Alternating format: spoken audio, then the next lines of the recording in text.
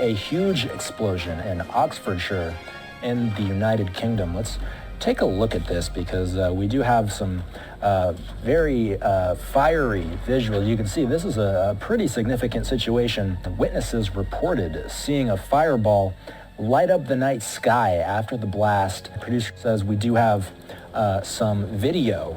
Oh my God. That is flipping massive. That is crazy. Richard, have authorities established the cause of this explosion? Nerdrotic.com. Greetings, you over 1 million awakening wonders in the 40% who haven't subscribed yet. After a season 1 that was throwing up massive red flags before it even came out, including but not limited to questionable showrunners with questionable talent and questionable connections, preemptive attacks on the fans in the press, embarrassing promotional interviews, flying out shills to meet the showrunners, who of course gave glowing reviews, massive ratios, abysmal audience scores, and losing most of the audience that you had left by the time the season ended. You have to ask how long Oh, I'm sorry, Garrett. I should have been specific. After a Rings of Power season 1 that was throwing up massive red flags before the show even premiered, including but not limited to questionable showrunners with questionable experience and questionable connections, preemptive attacks on the fans in the press, and embarrassing promotional interviews, flying out shills to meet the showrunners, who of course gave glowing reviews, massive ratios, abysmal audience scores, and losing 63% of the audience by the time season 1 ended. You have to ask, will Hollywood ever learn? How long can this go on? Well, we found out with The Acolyte.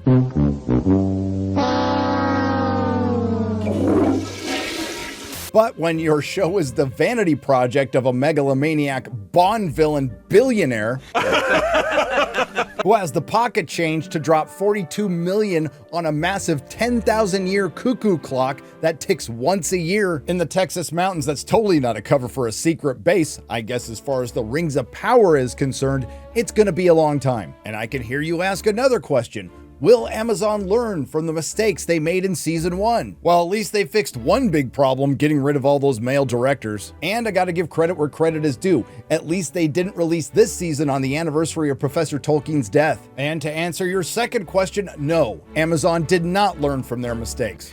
If you please everyone, then you're not doing your job right. I agree. Yeah. What the actual did you just say to me right now? Get out of my sight. Him basically going to different parts of Middle Earth and just like wreaking havoc. He goes somewhere and then he destroys it and then leaves, and goes somewhere else and destroys that and then leaves. We've a murderer's row. To know we're sticking so close to the canon. You sure about that? You sure about that? Despite the show at time of recording being certified fresh, boosted by reviews from questionable outlets, like the world famous El Istimudu or Marvelous Geeks Media, the Gospel Coalition, Mama's Geeky, Espinoff. But why, though, spelled T-H-O, a geek community? Toysto.net, The Film Yap, Digital Mafia Talkies got in there twice. But it appears that some of the big boys have turned on him, including the outlet that penned the original preemptive attack on fans for season 1, Variety. The Rings of Power makes Lord of the Rings a boring slog in a lifeless season 2. Or The Hollywood Reporter from Angie Han, The Rings of Power review. Season 2 of Amazon's fantasy prequel is too epic for its own good. And Screen Rant, of all places, The Rings of Power Season 2 review. Amazon's grand plan crumbles as Sauron's begins. It looks like he's coming out of butt, which is applicable because this show comes out of a creatively bankrupt butt. You know, it's dark times when I'm agreeing with Variety, The Hollywood Reporter, and Screen Rant, but here we are. I've put this off long enough. It's time to talk about the crime against imagination that mocks and shames Professor Tolkien's work. The Rings of Power Season 2. Previously on The Rings of Power. This mark's very existence proves Sauron escaped. The evil is gone. You have not seen what I have seen. Looks can be deceiving. There is a tempest in me. My people have no king. You are more than you claim. Your people have no king, for you are him. Some of us will fall, but as brothers, in our home. Anybody bring any extra bags? No, nobody brought an extra bag. Come with me to Middle-earth, and together we will redeem both our bloodlines. Be careful, Elf. I am not the hero you seek. Get me the meat. and give it to me raw.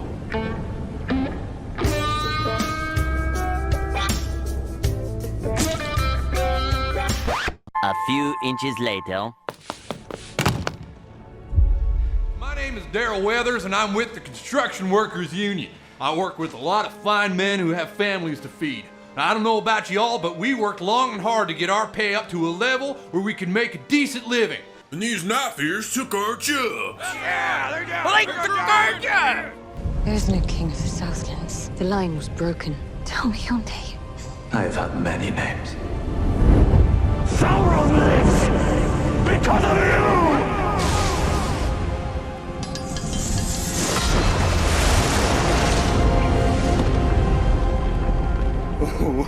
Wait till you see the... No, no, no, no.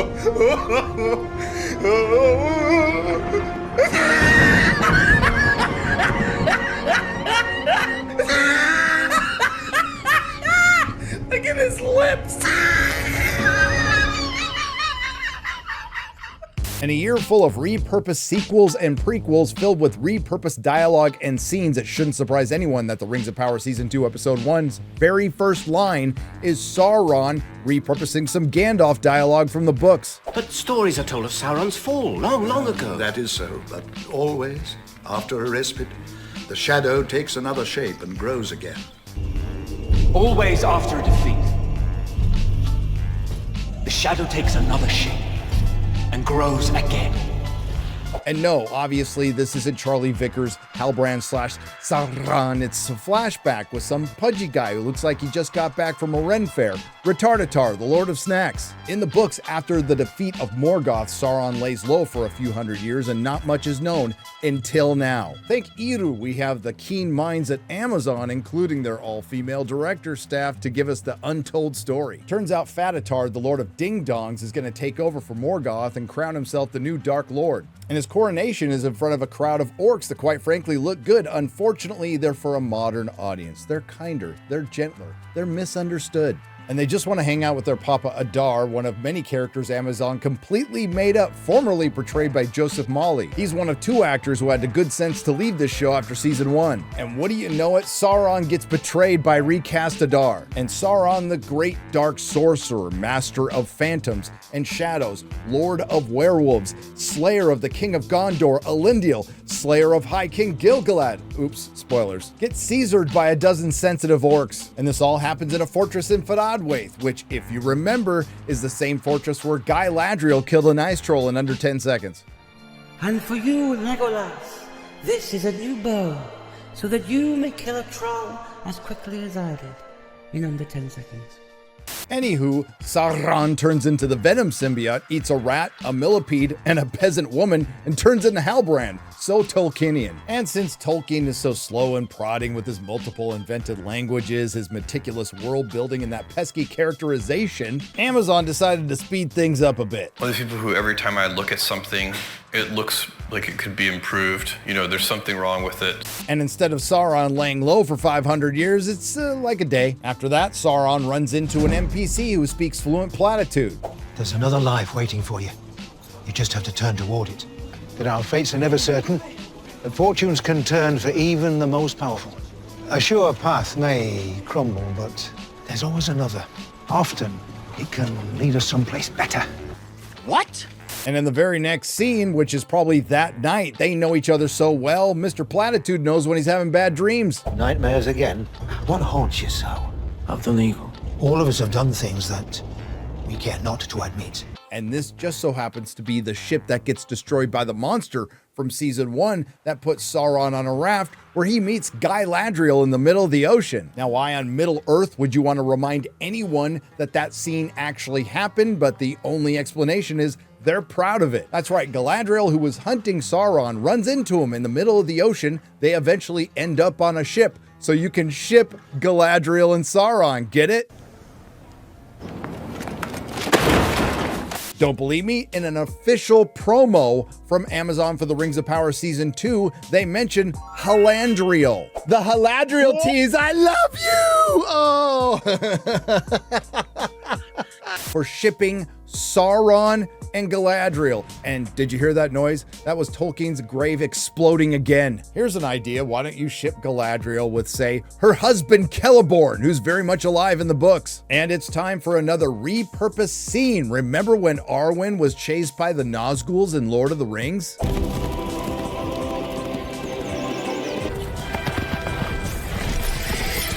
Except this time, it's Galadriel chasing Doogie Elrond.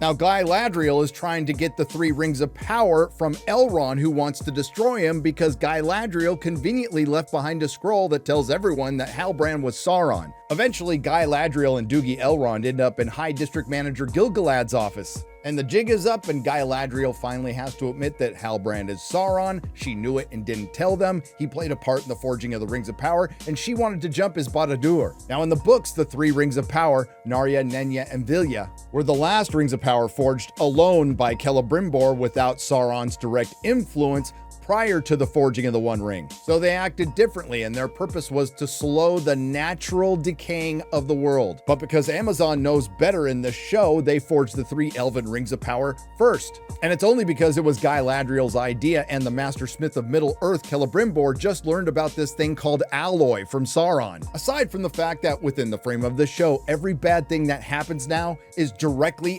Galadriel's fault for not telling anybody Halbrand was Sauron, she gets a slight talking to from High District Manager Gil-galad, who now demands that Elrond give back the rings. Instead of doing that, Doogie Elrond acts as a surrogate for the audience and jumps off a cliff. Now, in Tolkien's secondary world, many elves have fallen from high places and died, but this is a world where they can survive pyroclastic flows. But it's time we check in on female Frodo and the stranger who's totally not Gandalf, and in the interest of saving time, we're now going to call him Dangalf. And mystery boxing this guy's name for over a season and a half is one of the dumbest things I've ever seen in storytelling. And their scene opens up with some more mind reading. Got that look in your eye.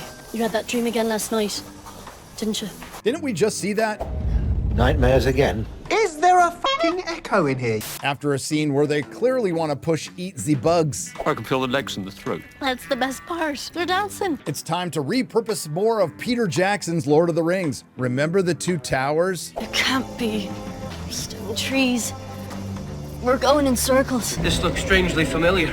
Because we've been here before.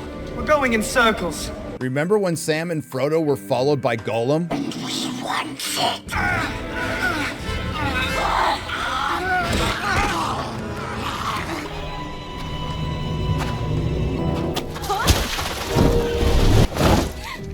It turns out they're also being followed by some Easterlings who look like something out of Farscape, a show that is 1,000 times better with 1,000th of the budget. Now, of course, Doogie Elrond survives, and he goes to a character that we've been waiting to see, Círdan the Shipwright, a ring bearer, an elf with a beard, the oldest and wisest of their kind. You know how I know this? Please forgive the unexpected nature of my visit, but I have nowhere else to turn. You are the oldest and wisest of our kind. Who walks up to anybody and says this? Hey Garrett, you're the reasonably intelligent and quarter blackest of our kind. Doogie Elrond tells Círdan he wants to destroy the rings, and because it's been a few minutes, it's time for some more repurposed dialogue. The rings must be destroyed. Do so, and the age of the elves will end. We would be abandoning all Middle-earth to its fate. The time of the elves is over. Do we leave Middle-earth to its fate?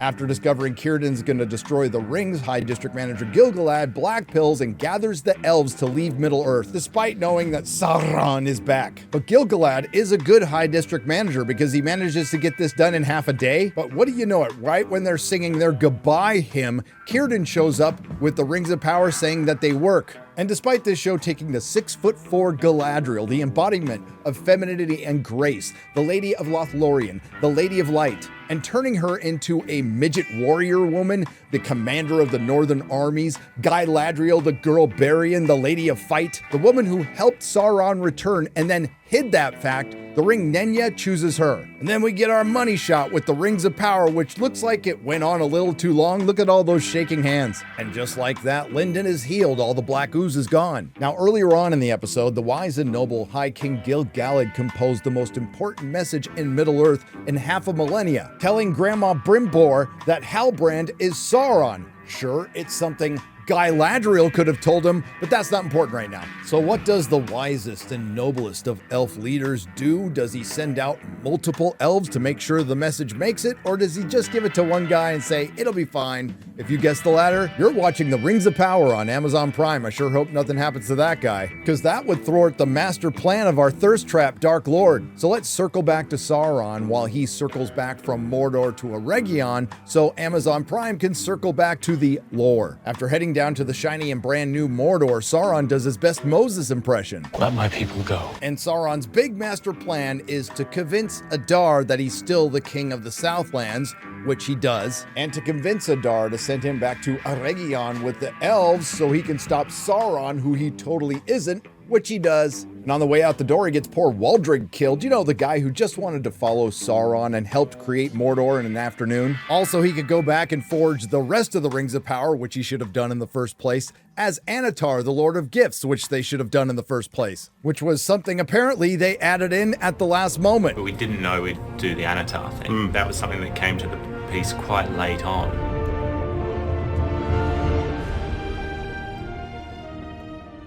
Give me the meat. Back to Galadriel, who has a vision of Celebrimbor, who basically blames her for everything that's about to happen. What news? I've had an unexpected visitor. He has returned already. Are they not seeds you planted? He ain't lying. And the reason she's having these visions is because the rings have rekindled them. Oh, what's that? It's time for some more repurposed dialogue. You believe the rings have kindled your ability to see that which has not yet come to pass. And some things that have not yet come to pass.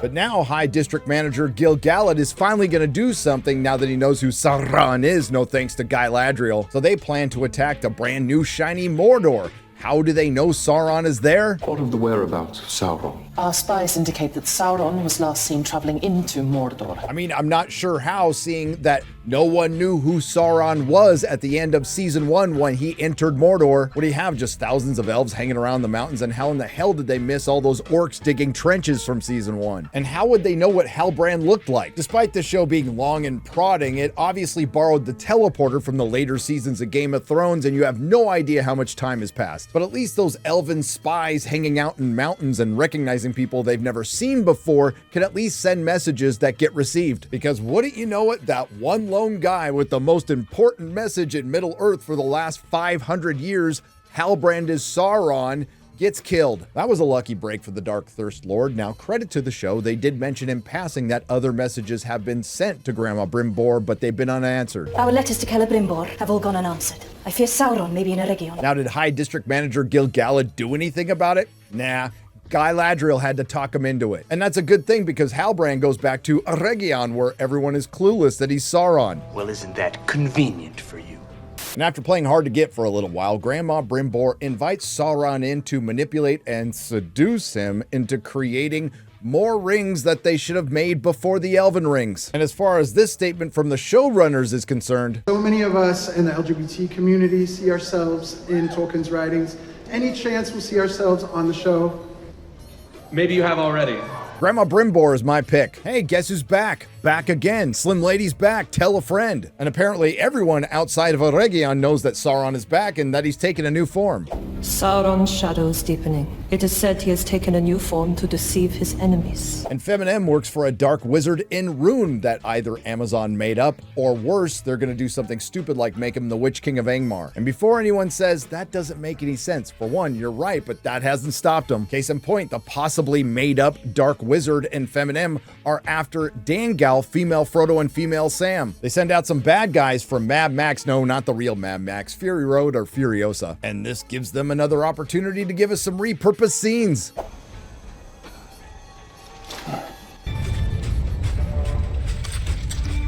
The bad guys from Furiosa eventually catch up with Dangal, female Sam, and female Frodo at a well, and I can't imagine anything bad happening here. It just has a giant flag with the Eye of Sauron on it. And this brings us to my favorite scene in all three of the premiere episodes. Dangal picks up a stick, creates a dust devil that blows away the bad guys from Furiosa and female Sam and female Frodo. This brings us to the second most cringe-inducing moment in this series, the reveal of Anatar, the Lord of Gifts, who should have been in Season 1, but Amazon really had to ship Galadriel, and the shape-shifting Lord of Werewolves, phantoms, and shadows, the mighty Sauron the Great puts on a wig. And then he says this. The Lord of the Rings. What, we some kind of Lord of the Rings?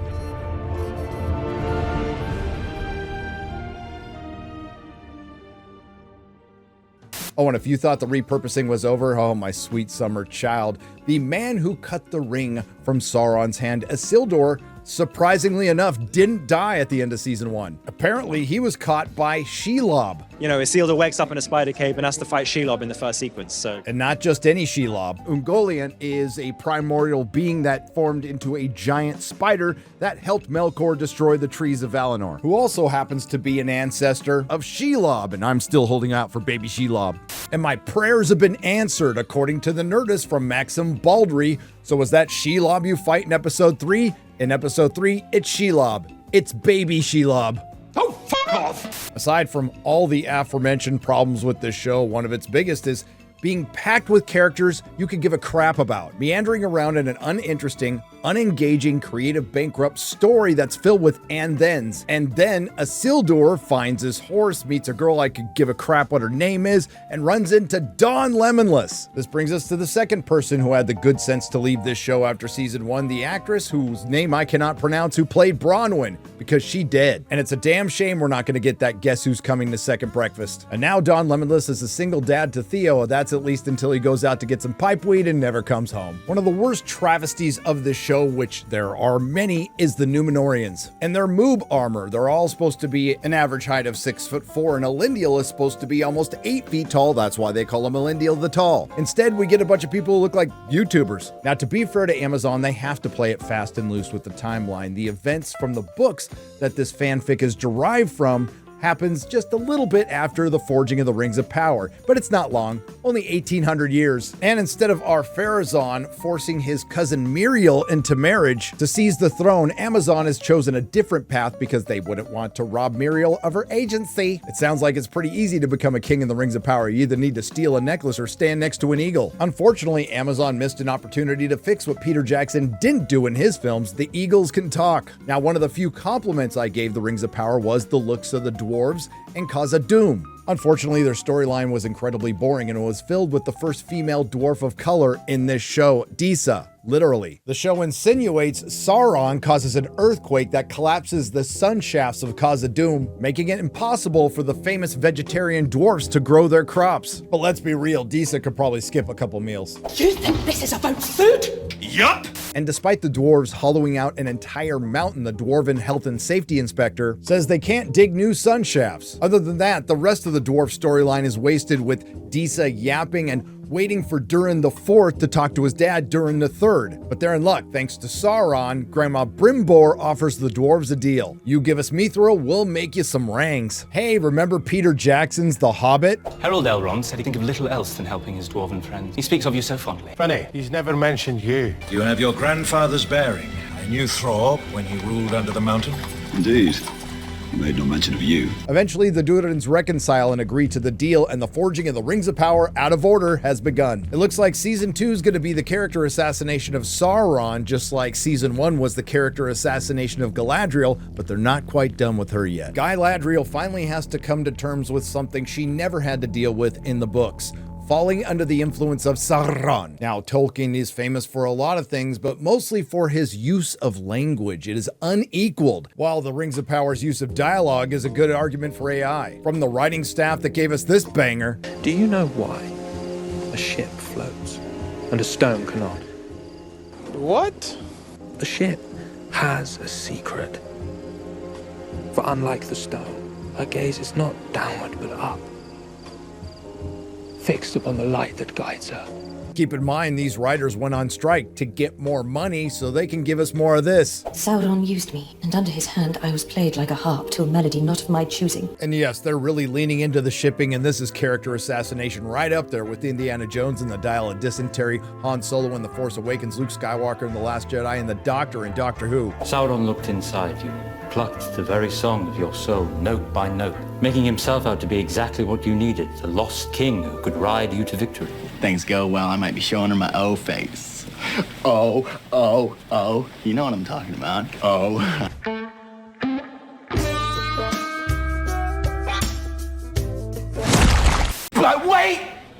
After all the talk of morally gray characters on the red carpet, we have the single most cringe-inducing scene in this show, nuanced orcs in Tolkien. We are safe here. We have a home. Must we go to war again? You gotta be fucking kidding. Tell you that we will never truly be safe until we've made certain Sauron is no more.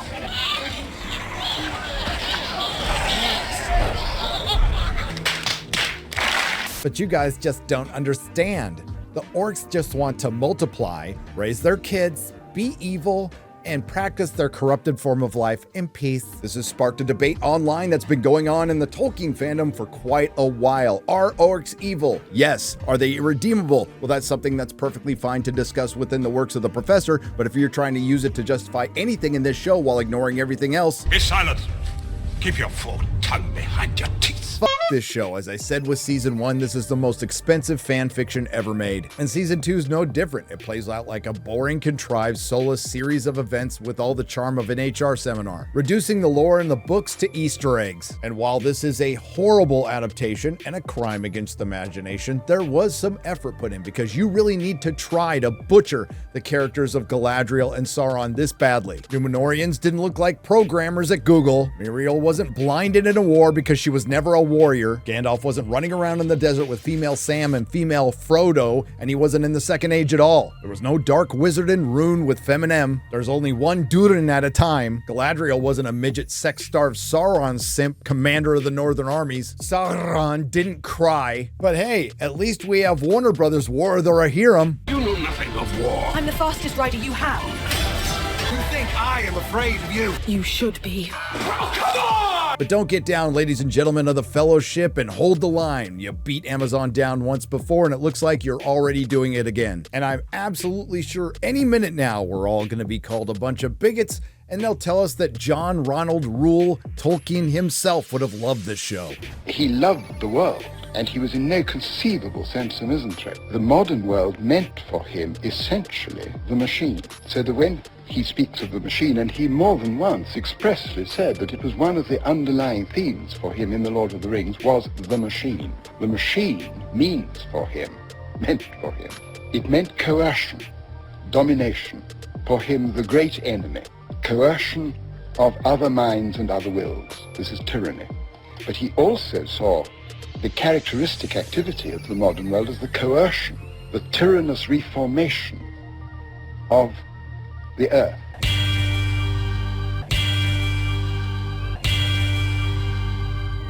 Nerdrotic.com. If you like what you heard, please like, share, and subscribe. If you didn't like what you heard, I thank you for listening this long. I will see you in the next video.